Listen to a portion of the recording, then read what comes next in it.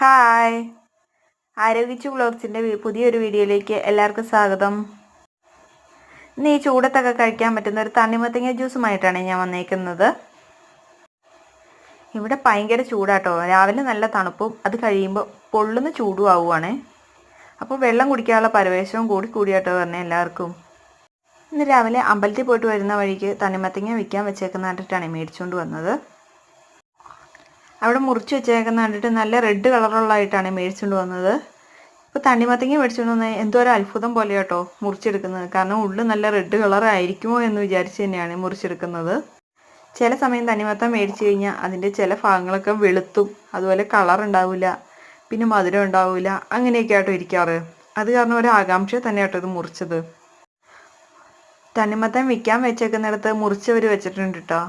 അത് നല്ല റെഡ് കളറാണ്. അങ്ങനെ കണ്ട് ചിലപ്പോഴൊക്കെ മേടിച്ചുകൊണ്ട് വരുമ്പം ഒന്നെങ്കിൽ മധുരം ഉണ്ടാവില്ല, അല്ലെങ്കിൽ ആ കാണുന്ന കളർ ഉണ്ടാവില്ല കേട്ടോ. ഇതേതായാലും തൊലി എത്തി വന്നപ്പം നല്ല റെഡ് കളർ കാണുന്നുണ്ട്. അത് കാരണം കുഴപ്പമില്ല എന്ന് തോന്നി.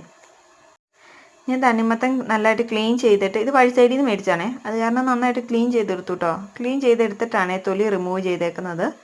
എനിക്ക് റൗണ്ടിൽ അരിഞ്ഞ് തൊലി കളയുന്നേക്കാളും ഇങ്ങനെ തൊലി കളയുന്ന കേട്ടോ ഇച്ചിരി കൂടെ ഇതായിട്ട് തോന്നി, ഇത് എളുപ്പമായിട്ട് തോന്നിയത്. പിന്നെ ഞാനൊരു പാത്രം എടുത്ത് വെച്ചിട്ട് അതിലേക്കാണ് അരിഞ്ഞു കൊടുക്കുന്നത്.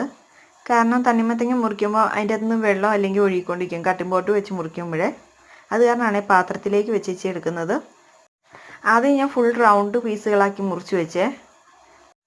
ഈ റൗണ്ട് പീസ് കണ്ടിട്ടെങ്കിലും കൊച്ചു കഴിക്കട്ടെ എന്ന് വിചാരിച്ചാട്ടോ റൗണ്ട് പീസിലേക്ക് ആക്കിയത്.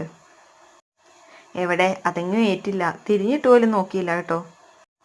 റൗണ്ട് പീസാക്കിയ കഷ്ണങ്ങളെ പിന്നെ ഞാനെടുത്ത് മിക്സിയിൽ അടിക്കാൻ എളുപ്പത്തിന് ചെറിയ പീസുകളാക്കി മുറിക്കുകയാണ് ചെയ്യണത്. തീരെ ചെറിയ പീസുകളൊന്നും ആക്കിയിട്ടില്ല കേട്ടോ, ഒരുവിധം വലുപ്പത്തിന്. കാരണം എല്ലാം ഒരേ പരുവത്തിന് അരിഞ്ഞ് കിട്ടുന്നതിന് വേണ്ടിയാണ്. പിന്നെ ഒരു കഷ്ണം എടുത്ത് ഞാൻ കുരുകുരാന്ന് അരിഞ്ഞെടുത്ത് മാറ്റി വെച്ച് നമ്മൾ ജ്യൂസിൻ്റെ അവസാനം ഇടാൻ വേണ്ടിയാണ്. ഞാൻ ചെറിയ കഷ്ണങ്ങളാക്കി അരിഞ്ഞു വെച്ചതിന് ശേഷം ഒരു മിക്സിയുടെ ജാർ എടുത്ത് അതിലേക്ക് തണ്ണിമത്തൻ്റെ കഷ്ണങ്ങൾ ഇട്ട് കൊടുക്കുകയാണ് ചെയ്തേക്കുന്നത്.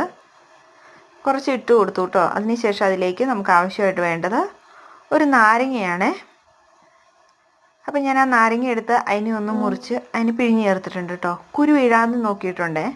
കുരു ഞാൻ റിമൂവ് ചെയ്തതിന് ശേഷം കേട്ടോ ഞാൻ പിഴിഞ്ഞ് കൊടുത്തേക്കുന്നത്. തണ്ണിമത്തങ്ങ എനിക്ക് നല്ല മധുരം ഉണ്ടായിരുന്നു കേട്ടോ. മധുരം ഉണ്ടായിരുന്നു, കളറും ഉണ്ടായിരുന്നു. അത് കാരണം ഞാൻ പഞ്ചസാര ആഡ് ചെയ്തിട്ടില്ല കേട്ടോ. അതുപോലെ കൊച്ചു കഴിക്കേണ്ട കാരണം ഐസ് ക്യൂബും ആഡ് ചെയ്തിട്ടില്ല കേട്ടോ. നിങ്ങൾക്ക് വേണമെങ്കിൽ ഐസ് ക്യൂബ് ആഡ് ചെയ്യാം. ഐസ് ക്യൂബ് ആഡ് ചെയ്യാതിരിക്കുകയാണ് ഏറ്റവും നല്ലത്. അത് തണ്ണിമത്തൻ്റെ മധുരം കിട്ടുന്നതിന് വേണ്ടി. അതിന് ശേഷം ഞാൻ അരിച്ചെടുക്കുക കേട്ടോ ചെയ്തിട്ടുള്ളൂ, വേറെ ഒന്നും ചെയ്തിട്ടില്ലേ.